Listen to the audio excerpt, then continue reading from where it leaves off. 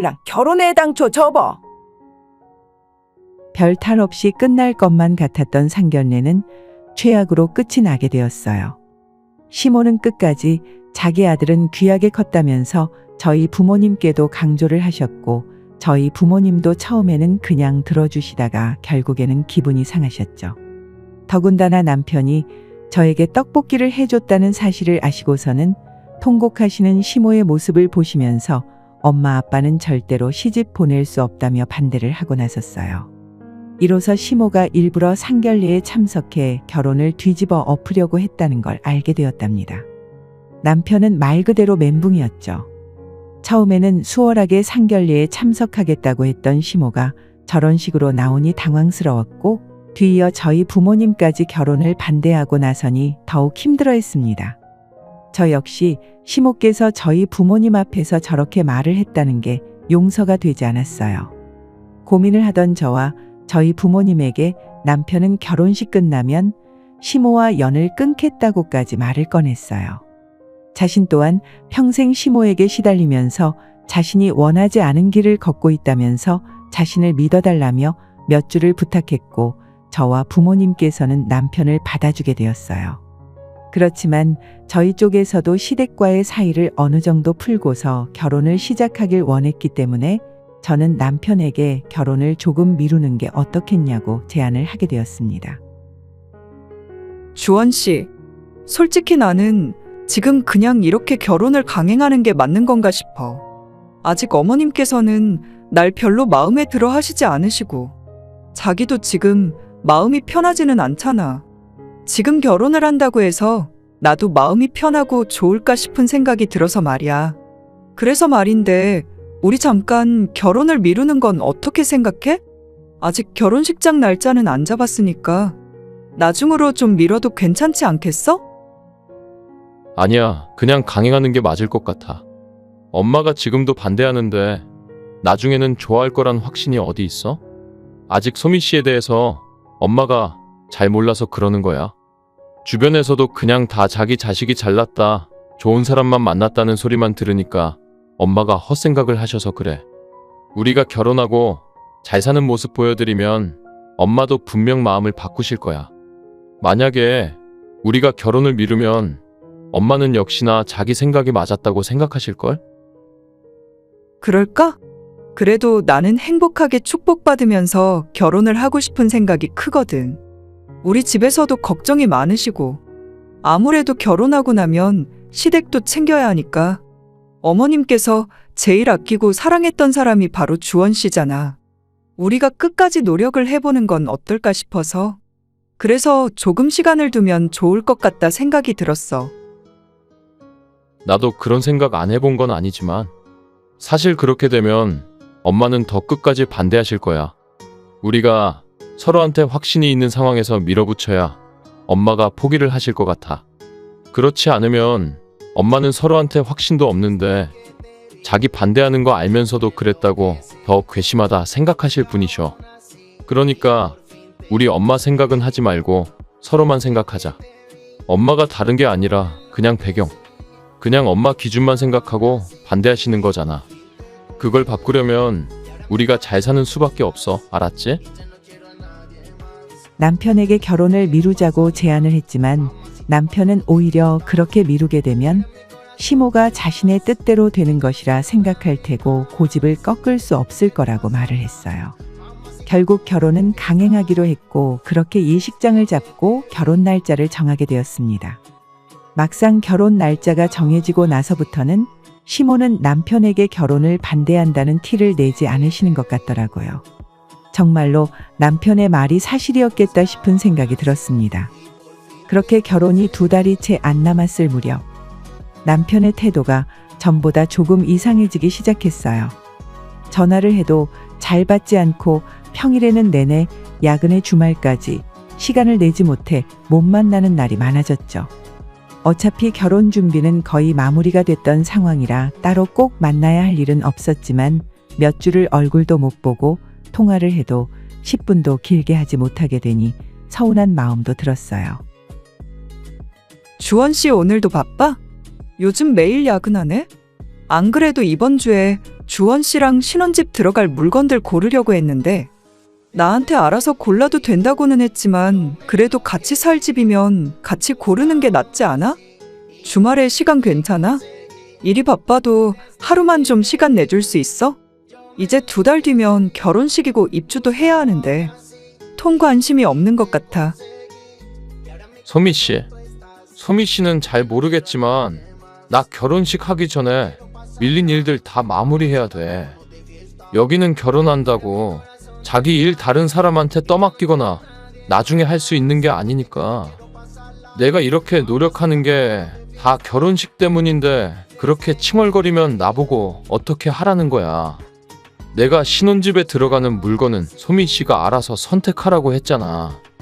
어차피 나랑 같이 봐도 서로 의견 안 맞으면 다툴 테고 그러면 머리 아프니까 그냥 소미 씨가 알아서 다 선택해. 알았지? 아니, 아무리 그래도 가구랑 가전이랑 정말 하나도 같이 안 보고 나보고만 선택하라고?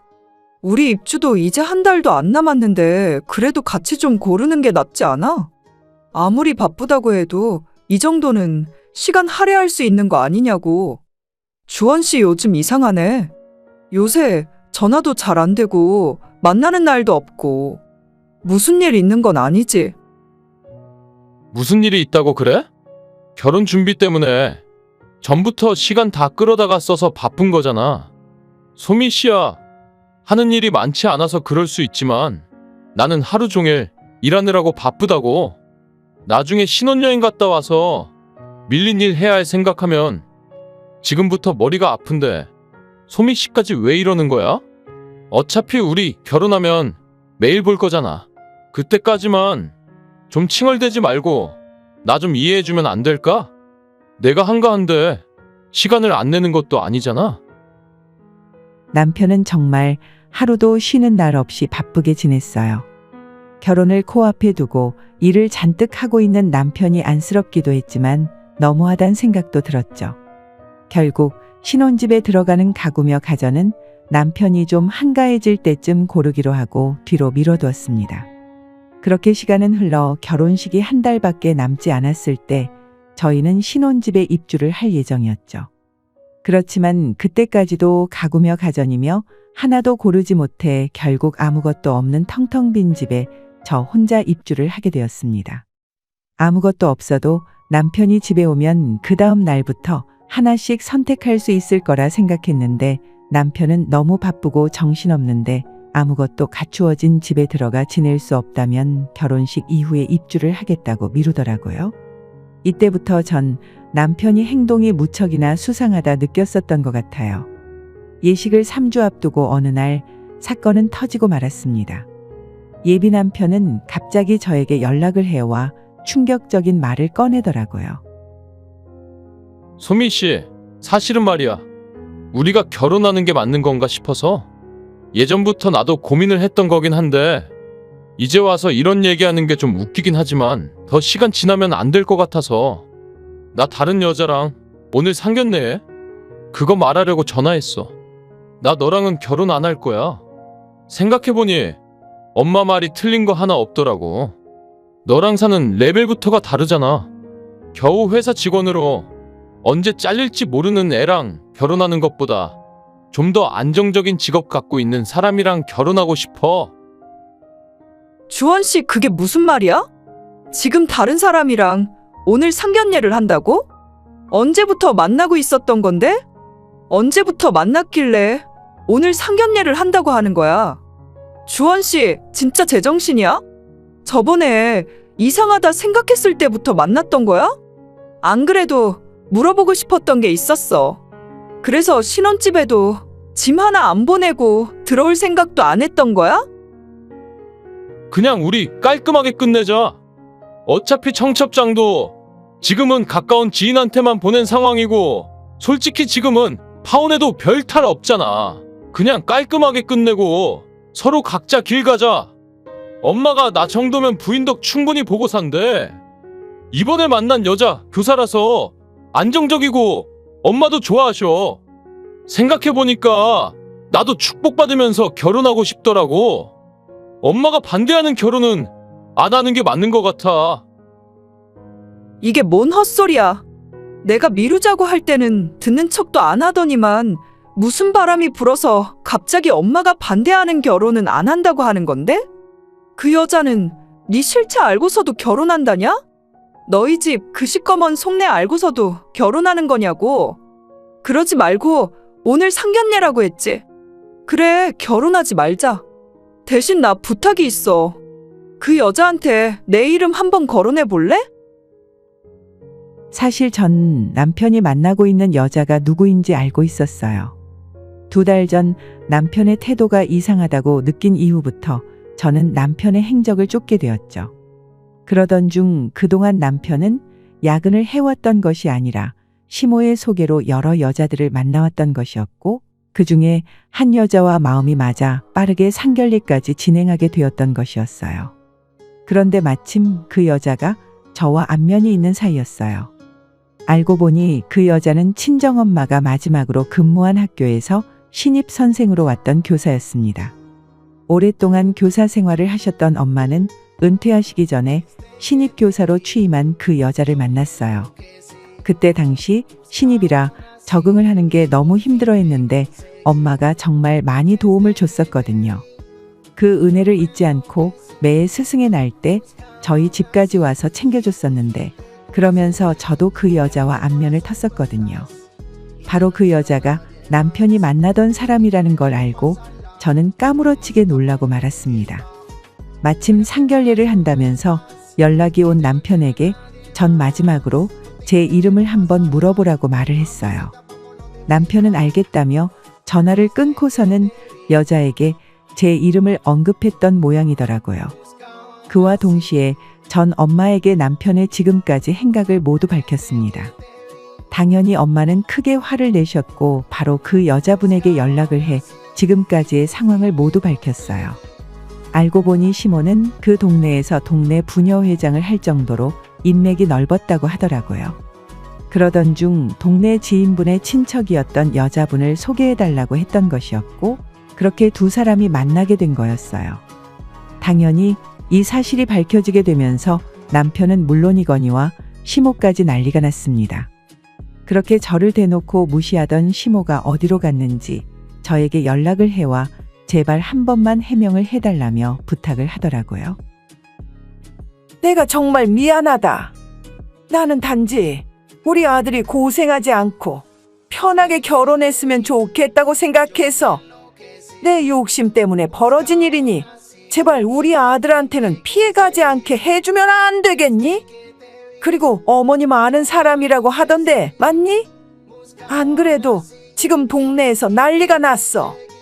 결혼할 사람 있었는데 소개해달라고 했다고 동네방네 소문이 쫙 나서 내가 밖에 나가지를 못하고 있어. 제발 어머니께 부탁드려서 오해라고 해명만 좀 해달라 해주면 안 되겠니? 제발 부탁이다. 제가 왜요? 아주머니 웃기시네요? 저랑 결혼하면 아줌마 아들 고생한대요? 아니, 그럴 거였으면 애초에 결혼을 끝까지 반대하시지. 아들한테는 그래도 좋은 엄마이고 싶으셨나 봐요?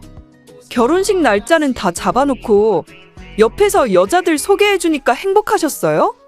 그렇게 잘 되면 결혼 날짜 잡은 애는 버리고 딴 여자랑 결혼하면 된다고 말하셨어요? 이거 다 인과응보예요. 어디서 부탁을 하세요? 다 내 잘못이다. 우리 아들은 잘못한 거 하나도 없어.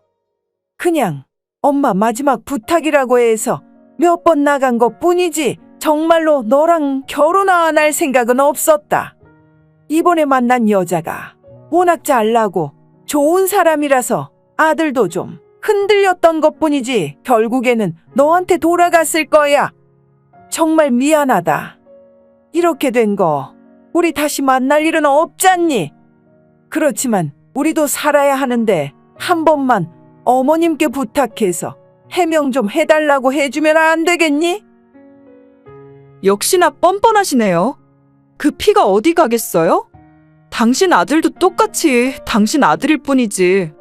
그래도 그 뻔뻔한 사람이랑 결혼까지 안 가서 다행이지만 그래도 잘못한 값은 하셔야죠.